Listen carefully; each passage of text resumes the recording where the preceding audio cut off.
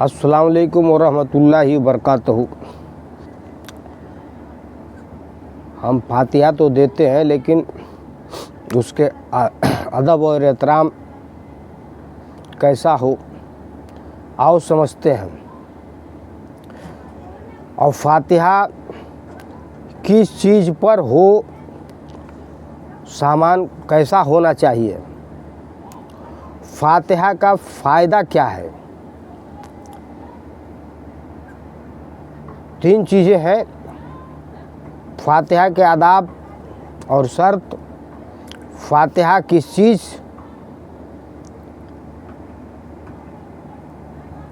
पर दें और फातिहा का फ़ायदा क्या है। आओ समझते हैं। औज़ु बिल्लाहि मिनश शैतानिर रजीम, बिस्मिल्लाहिर रहमानिर रहीम। फातिहा हमेशा पाक और हलाल चीज़ों पर देना चाहिए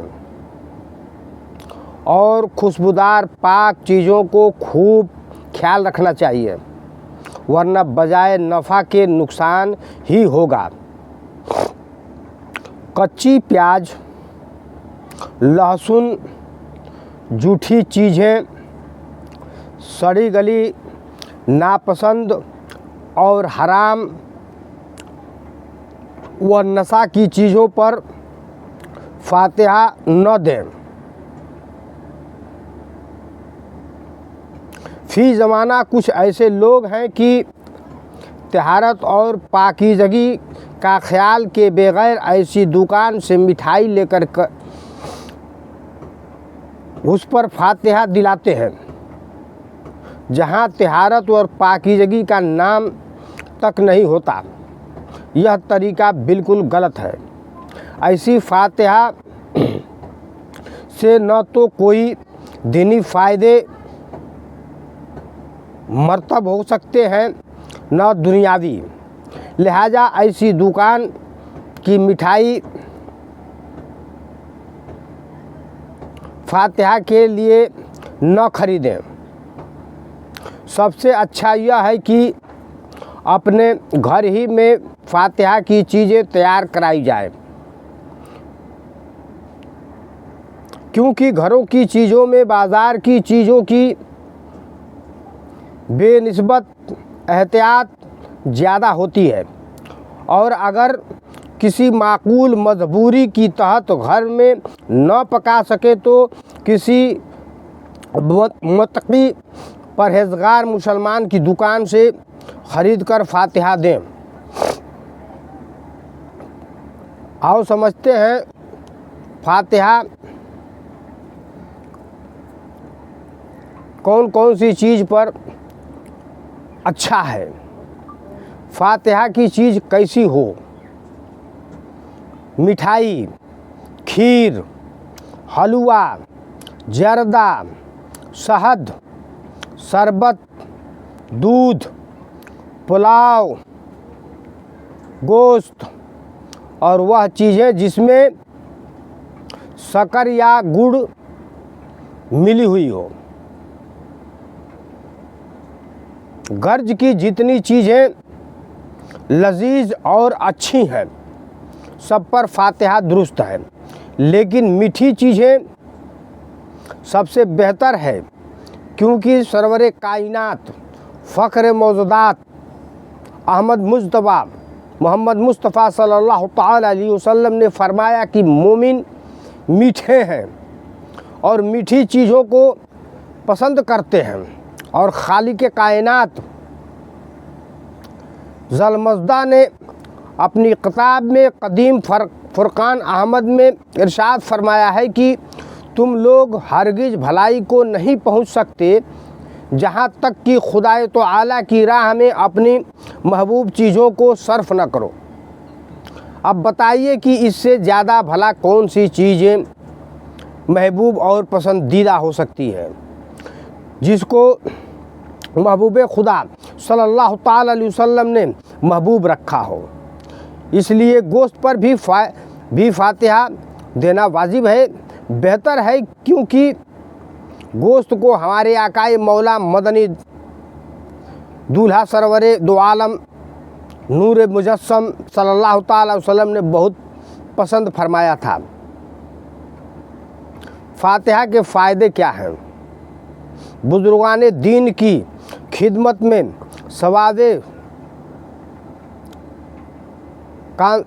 सवाब का नाजराना हौसल मुकासद का एक बड़ा और बेहतरीन जरिया है। फातिहा में सिर्फ़ मरे हुए लोगों ही के लिए बल्कि ज़िंदा लोगों के लिए भी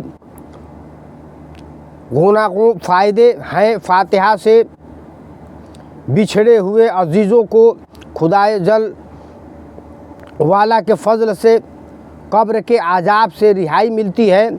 उनकी कब्र दरख़शा और मनव्वर होती है। उनके मर्तबे वह दर्जात बुलंद होते हैं। ख़ुसूसन अम्बिया अकराम औलिया आज़म की फातिहा देने वाले पर आई हुई मुसीबतें भी टल जाती हैं और परेशानियां दूर हो जाती हैं। मरीज शफा याब हो जाता है, रोज़ी में बरकत होती है, बेरोज़गार सरूर रोज़गार हो जाता है, मुशाइब व आलाम और अंदूद गम की बला से निजात मिल जाती है, बरकतें नाजिल होती हैं, नहुसतें दूर होती हैं, आशय बला वबा और बीमारी से हिफाजत होती है। बे औलाद को खलाएक दो आलम जलसाना औलाद अता फरमाता है। गर्ज की फातिहा की बरकत से दीन और दुनिया दोनों संवर जाते हैं। इसलिए बुजुर्गान दीन औलिया कामलीन ने फातिहा को हसूल और मुकासद और कामयाबी का एक बड़ा और बेहतरीन जरिया फरमाया है और सर्फ फरमाई है, नहीं बल्कि खुद निहायती एहतमाम के साथ किया भी है। फातिहा अखलास व क़ल्ब से करना चाहिए ताकि मौलाए तबारुक व तआला सर्फ कबूलियत से मसरूफ़ फरमाए। शोहरत या नाम और नमूदा के लिए हरगिज़ न करें, क्योंकि उससे कोई फ़ायदा नहीं होगा, बल्कि अंदेशा है कि यह नेक अमल जाया हो जाए। परवरदिगार आलम अपने हबीब वह लबीब अहमद मुस्तफ़ा मोहम्मद मुस्तफ़ा सल्लल्लाहु ताला अलैहि वसल्लम के सदक़े तूफ़ैल में अखलास और क़ल्ब की मरहमत फरमाए और अमल और खैर की तौफ़ीक अनायत करे। आमीन। मेरे बिरादरीन इस्लाम, हमने समझा कि फातिहा का अदब क्या है, फातिहा कैसी कैसी चीज़ों पर देना चाहिए, फातिहा का नियत कैसा होना चाहिए। फिर मिलेंगे इंशाअल्लाह तबारुक ताला अगले वीडियो में। जब तक के लिए इजाज़त दीजिए। आप लोग से मेरा दरख्वास्त है अमूमाना कि आप लोग हमारे वीडियो को लाइक करें, सब्सक्राइब करें, ज़्यादा से ज़्यादा शेयर करें। आज जुमेरात है, इसलिए मैंने फातिहा का वीडियो डाला।